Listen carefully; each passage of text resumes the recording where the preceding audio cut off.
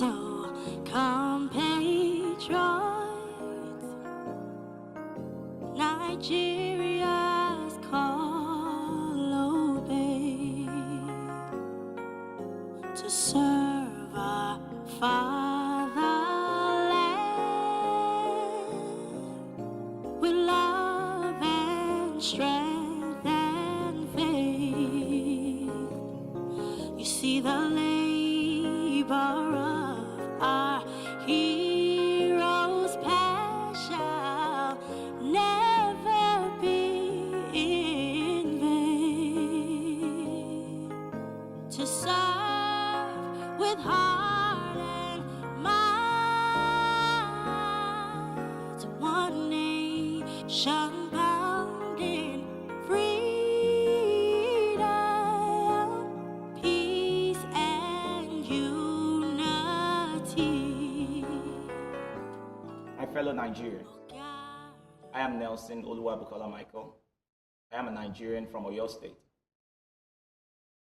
I wish to address you tonight because of the burning issues affecting our lives and that could determine our fate in the next 4, 8, or 12 years. It is a fact that this is a crucial time in our lives. The election times are drawing in. And we don't want the same thing that has been repeat itself again. At this point in time, our leaders and the politicians are ready to swoop in on us again and put us under bondage in a hopeless situation for as long as they can and for as long as we give them chance to.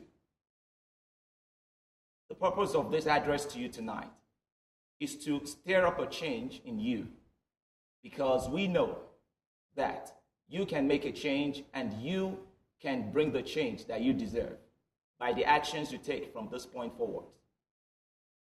We that have been beyond the shores of Nigeria understand very well that it doesn't take any spiritual need. It doesn't take all the prayers we go to make in the church or our mosques to get us the desired change we need. The reason we are where we are today is because of the deceit, corruption, and the callousness of our leaders. And when I say our leaders, it is not limited to any party, whether PDP, whether APC, whether ABGA. These people understand that we do not know much about our rights and that would allow them to take advantage of us. Tonight, I want us to listen very well and to listen attentively and begin to take the steps. It's not going to take this year to get us where we want to get to, but we need to make these politicians understand that we know what it takes to be in a democracy. First, let me clarify. I know tonight I'll be addressing 3 different kinds of audience. The first audience, they are those who don't even want a change to take place. They endure the same kind of suffering we endure, but they just criticize every good thing that comes along. I hope they will take this message and they will be transformed to the actual audience I intended this speech for. The other audience are those who are affiliated with the political parties, and they will tell you, oh, he's speaking for PDP, he's speaking for APC. I am not here to represent any party. I'm here to represent my great nation, Nigeria, which I am proud of. And the third audience are those who I really want to address tonight. Those of us who wake up every morning without electricity, without water, without good roads and transport. Those of us who have lost our dear ones to the recklessness and the corruption of the government. I want us to listen together tonight, because tonight the politicians wouldn't want such a day as this to come. They wouldn't want us to have this kind of discussion, because they know it's going to derail their intentions. So to start with, what is the purpose of this address? The purpose of this address is to bring to your attention those things we've been missing as citizens of our great country, Nigeria. I would start by giving you different stories. Now, when I was back in Nigeria, I had 2 great men a great man and a great woman in my life. And they put all the God into education to train their children. But they all died without gaining anything.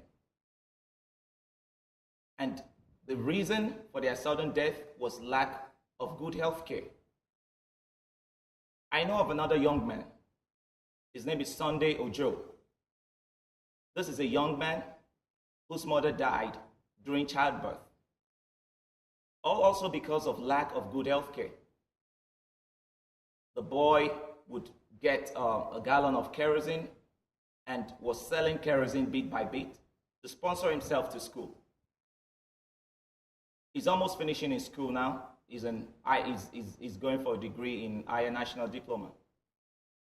But I can assure you, there's still no future for this Sunday of a boy. A lot of us have lost dear ones and loved ones to the effects of the corruption of our government, Nigeria. Now let me tell you, I came to the United States in 2010, and within 6 months, I was already enrolled in school. The government paid all my tuition, and I had insurance, I had a good job.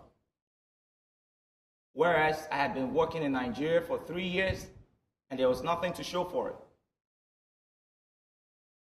Yes, I could make a decision to say, well, life is good for me now, and not to bother about the other folks back home. But we're not here. A team of Nigerians have stood up in the United States of America and said, we are not here only to enjoy ourselves.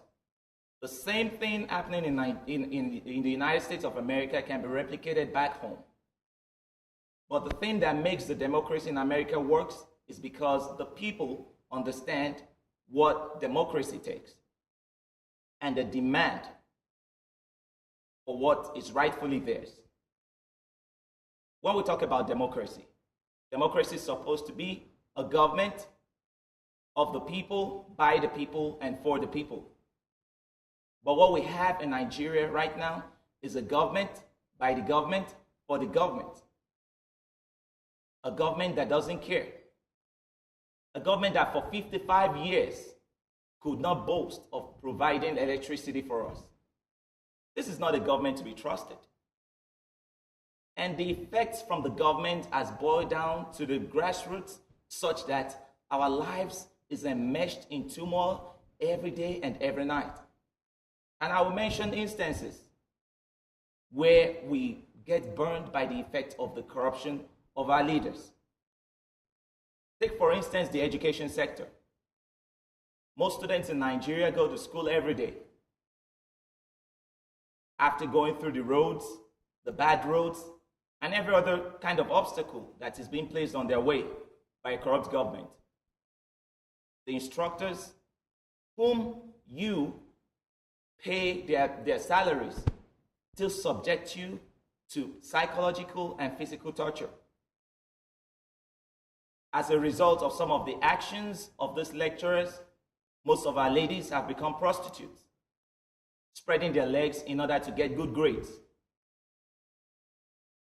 Most of our young men have joined cult groups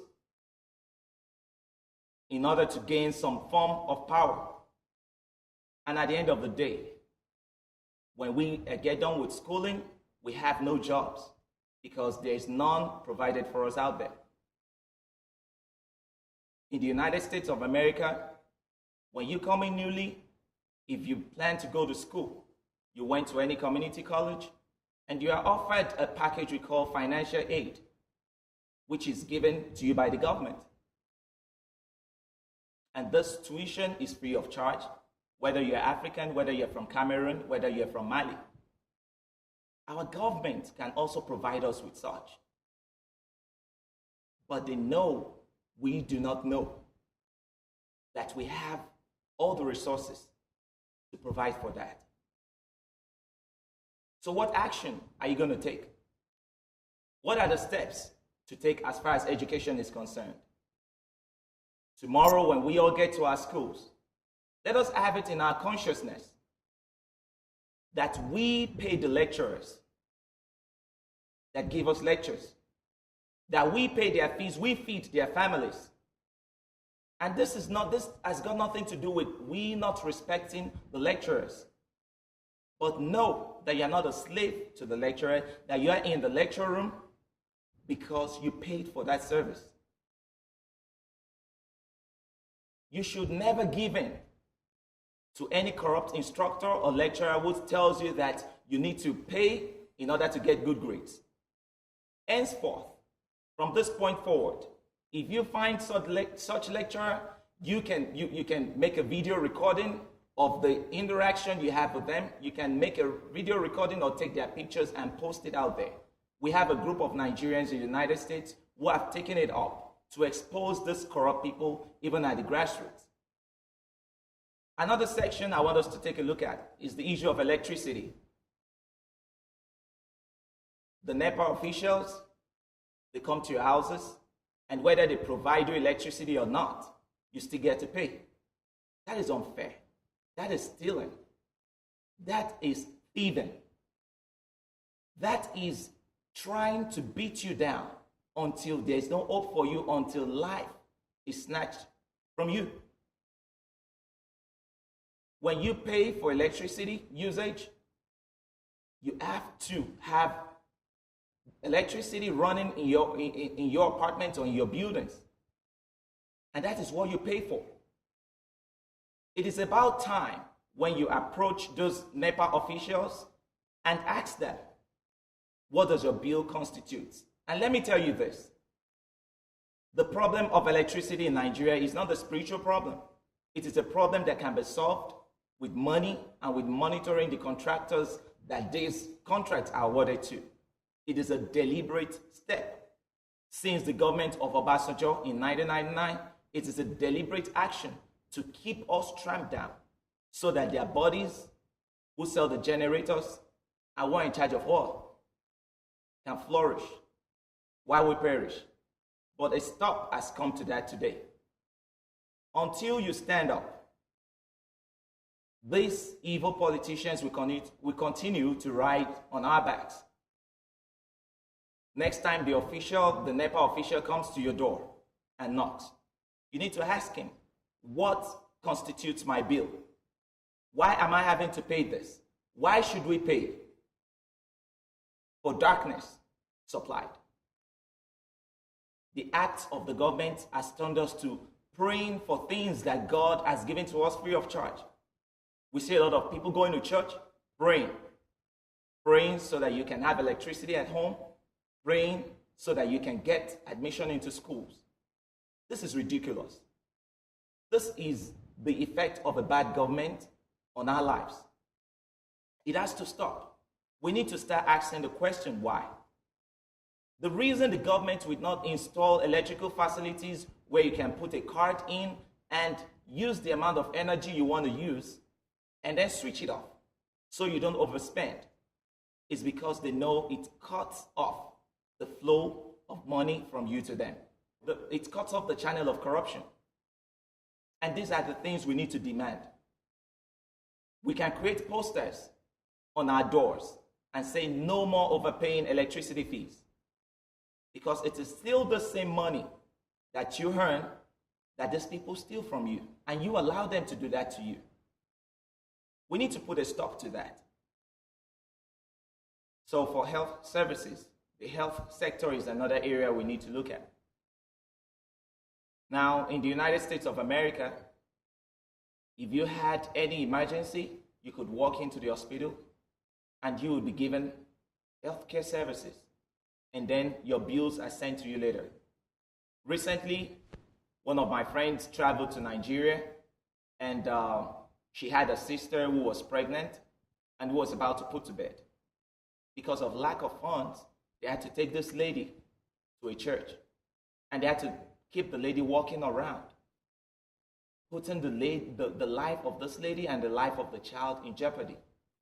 How many of us have lost loved ones in this way when it shouldn't be? And I tell you for certain, the government, the president, the governors, they do not patronize our hospitals in Nigeria. They fly their family members back here abroad. It is evil. You should not listen to them. whether it be Tinubu, whether it be Jonathan, whether it be Obasanjo, you should stop listening to them. You should start asking questions. Do not let them tell you what they can give you. Ask them what you want. We know what we want. We want electricity. We want good health. We want good education. That is what we need to keep asking these people. Until we start asking, they would not believe we know our rights. And I'm going to touch on the area of job. On the area of jobs in Nigeria. We all know that even though we say we live in the same country and we say we are Nigerian nationals, it is hard for somebody from the East to find a job in the West. This is discrimination. In the United States of America, you don't discriminate. Whichever state you come from, so far you are qualified for the job, you got the job. These are the areas our government needs to look into. But they would not, because they are busy siphoning oil money and building houses and enriching their banks abroad. Fellow Nigerians, except we start asking, except we start taking change into our own hands, not the kind of change that would cause us to start killing each other or to start shedding blood or to start destroying properties, but the kind of change of the mind. I will tell you tonight, what we need in Nigeria is not a new government. What we need in Nigeria is not Buhari. What we need in Nigeria is not Jonathan. What we need is a new way of thinking. A thinking government that thinks of the good of the people, that places the good of the people above the good of self. That is what we lack. That is what we lack right now. And I'll tell you what,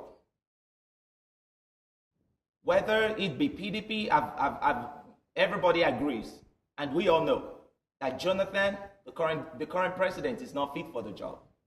He's not qualified for the job. He never wanted a job. This was part of the games of Obasanjo, who most people ignorantly revere as one of the fathers of nationalism in Nigeria.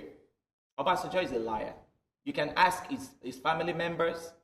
They loathe him. I've had many stories about him. Let me share one with you. When I was young, I know of an old woman who told me she went to the Obasanjo farms. And she found out that some of the Ghanaians who worked with Obasanjo during the military regime in the 80s would had eggs or steal eggs and sell to these market women. And one of those days, Obasanjo caught two of those Ghanaians stealing eggs, and he put a gun to their head right there and killed them. Is this the kind of person we revere? Is this the kind of person we should look forward to, we should look up to? These are the kind of people we should get to read. And I tell you, it is a divine breakthrough that Obasanjo tore his card and said he wasn't going to be a politician anymore. It is one of the best things that God could ever do to Nigeria. And Obasanjo ushered in all the corruption and all the bad governance and all the destruction we see right now. He was the one who brought in Yaradua, knowing that he was sickly. And he was the one who pushed Jonathan to the job. And we can see the performances of Jonathan. Now, don't let anyone tell you, as far as Buhari is concerned, that education doesn't matter. And I've seen a lot of posts on Facebook, even by seasoned Nigerians, saying that if Buhari presented a NEPA bill as a certificate, they will still vote for him. Now tell me, let's talk. We want to move Nigeria from where we are now. We want to wake the sleeping giant. And do you think someone who is not educated would take us to that place? Let's imagine the analogy. How many of us would start a business? You start a bank or a big business that you invested millions into. And the next person you think would qualify to run your business for you is someone who doesn't have any education. Education matters. We want a president who would sit with other world leaders, who would sit with the presidents of America, of Germany, and who would be able to understand and exchange ideas with them. I have watched several interviews offered to Buhari, and I want you to go back and look at those interviews. On the issue of social media, Buhari gave shallow comments. On the issue of what will be done to the Boko Haram issue, he gave shallow comments. Relating issues to the kind of military presence that was used at during the Ekiti elections. That is not what we want. We want someone who would address issues head on, who has a knowledge of the current technologies that are available to move us from where we are. And you would have heard that there's a lot of rancor and wranglings going on even in the APC cabinet, in the APC caucus, and that there are intentions by Tinubu, the former governor of Lagos State, to insinuate his way into the government house and become the vice president or the president. And a lot of us have turned our eyes blind to all this evil that is being set up. We need to take a step back. We need to understand that these political parties and these politicians, in a twinkling of an eye, they will move from one political party to another. So whether you support APC or you support PDP, whether you support Buhari or you support Jonathan, it doesn't mean anything to them. And that is why we need to focus on our needs and let them understand that that is what we want them to provide for us. For 55 years, we don't have good roads. We don't have good lights. We don't have jobs. We don't have good health. What it takes to build a house and install electricity and have everything running fine is the same thing it takes to put all those things in place. Even the so-called APC party that we all, or most Nigerians, see as the savior of Nigeria at this point in time, we know they're not honest with us. We know the person they have presented to us is not whom we deserve. We know Buhari has nothing to offer. We're just welcoming him because it's a change. But it's a deadly change. Because I tell you, the same people who support Buhari are the IBB, Babangida, who ran Nigeria down during the military regime. We cannot keep doing this. We cannot support our own failure. We need to stand up, we need to stand straight. And we need to start speaking out. We need to stop dipping our hands into our pockets and paying double for the services that we have already paid for. We need to go to our schools and work straight up and do our exams and get the grades that we deserve. We need to stop paying bribes to lecturers in order to get grades. We need to stop, our ladies need to stop spreading their legs apart in order to get good grades. And we need to start speaking out. We need to make use of the various social media applications available to us at this time. This morning, my group and I wrote to the White House, and we're going to get help from them to continue in this fashion and to educate you and to carry along our brothers and sisters who are there. We will let you know what it is like to live in a country. And gradually, we are going to take steps, and the government is going to realize that we know what we want, and we cannot be fooled anymore. Let me comment about the coming elections on March 28th. I should let you know right now that we could have 3 different kinds of scenarios play out. Possibly, Jonathan would continue in government. But I tell you, if Jonathan wants to make a change tonight, he can decide to start making the change. He can decide to stop siphoning the money meant for public works into his personal pocket. It didn't take him long to drop the price of fuel when he knew that the masses were against him. All they just need to do is to have a change of mind and focus more on the people than focus on themselves. So we could allow Jonathan be there and deal with him and just play along while the other parties go back and re-strategize, and provide us a candidate that is worth it. We need young people to take the lead in taking our nation to the promised land. We've seen the works of Governor Babatunde Raji Fashola. This is one politician who has proved to us that the problems of infrastructure in Nigeria is not a spiritual problem. It takes money, resources, and good monitoring of these contracts to get it to work. That is one scenario. The other scenario is we could welcome Buhari. I noticed a couple of things about Buhari. When I studied his interview, pay attention to the responses he gives to questions about opposition. Buhari has a nonchalant attitude towards opposition. And this is characteristics of his government when he was a military head of state. He's going to be one who decides you are either for Buhari or you are on your own. And as most people have mentioned, there's going to be a lot of high-handedness if Buhari comes to power. Yes, we have Dr. Oshibajo, a lawyer, as his vice president. But do you understand what the role of a vice president is? A vice president, no matter how powerful or knowledgeable he is just a paper tiger. And he cannot do anything, and he can be dismissed at will. Are we going to allow this? Are we going to allow Buhari to present to us another form of leadership that is incapable? I can tell you tonight, go back to all the interviews. No matter what you think, no matter how hard the Jonathan's government is pressing on you, go back to the interviews and you would realize that Buhari has nothing to offer. Look at all the responses to the questions he's been asked. Look at that. He has nothing to offer. So we could allow him come in and let him hold on to power for 4 years and then decide not to hand over to a civilian government at the end of 4 years. And then we begin the journey, 8 years. My friends who visited Nigeria last year said, when I left in 2010, Nigeria was a paradise. The Nigeria getting bad every year and every day with every new government.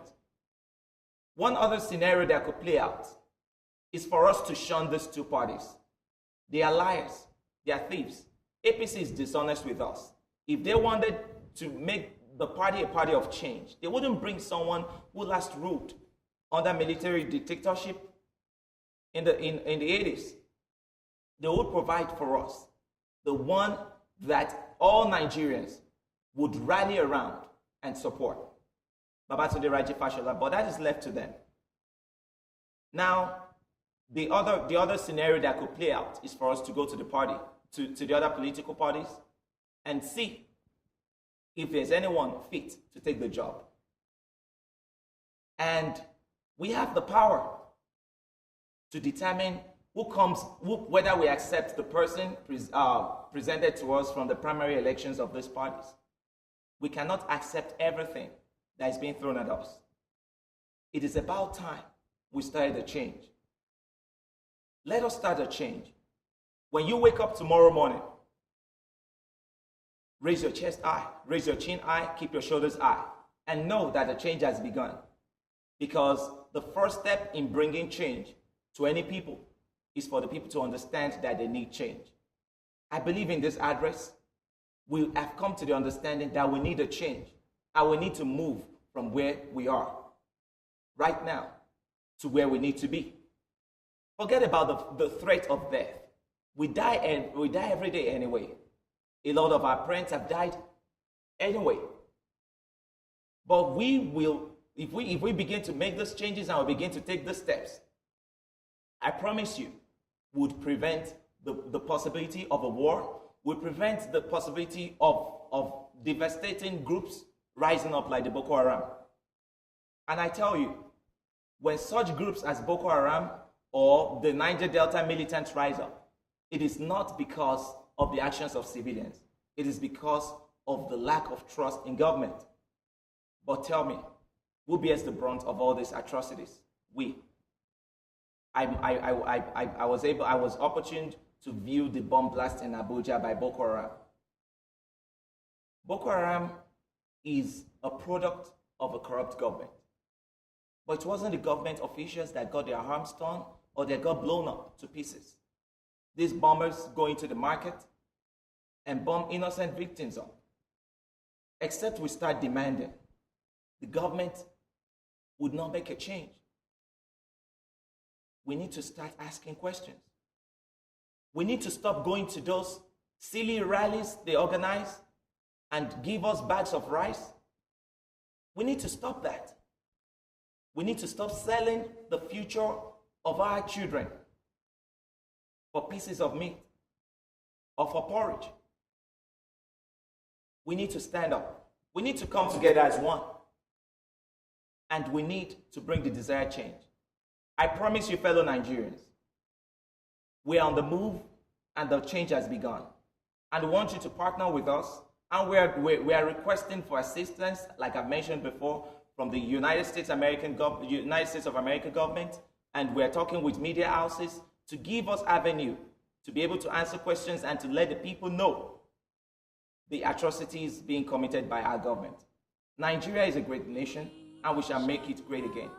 Together, we can do this. Together, we can bring the change we deserve. Thank you for listening. God bless you, and God bless the Federal Republic of Nigeria. Thank you. Creation,